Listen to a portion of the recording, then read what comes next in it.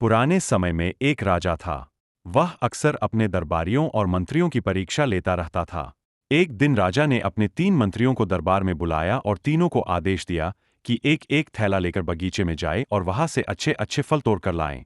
तीनों मंत्री एक एक थैला लेकर अलग अलग बाग में गए। बाग में जाकर एक मंत्री ने सोचा कि राजा के लिए अच्छे अच्छे फल तोड़कर ले जाता हूं ताकि राजा को पसंद आए। उसने चुन चुनकर अच्छे अच्छे फलों को अपने थैले में भर लिया। दूसरे मंत्री ने सोचा कि राजा को कौन सा फल खाने हैं, वो तो फलों को देखेगा भी नहीं।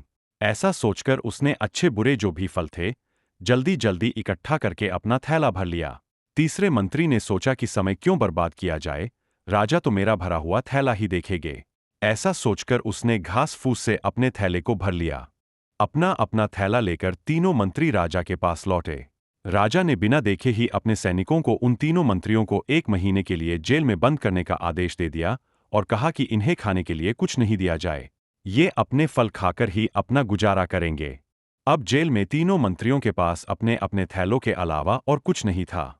जिस मंत्री ने अच्छे अच्छे फल चुने थे वो बड़े आराम से फल खाता रहा और उसने बड़ी आसानी से 1 महीना फलों के सहारे गुजार दिया। जिस मंत्री ने अच्छे बुरे गले सड़े फल चुने थे वो कुछ दिन तो आराम से अच्छे फल खाता रहा, लेकिन उसके बाद सड़े गले फल खाने की वजह से वो बीमार हो गया।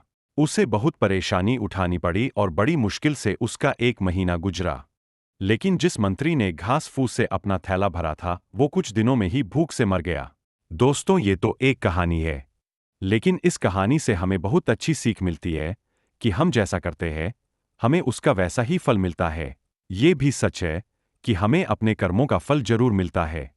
इस जन्म में नहीं तो अगले जन्म में हमें अपने कर्मों का फल भोगना ही पड़ता है। एक बहुत अच्छी कहावत है कि जो जैसा बोता है वो वैसा ही काटता है। अगर हमने बबूल का पेड़ बोया है तो हम आम नहीं खा सकते, हमें सिर्फ कांटे ही मिलेंगे।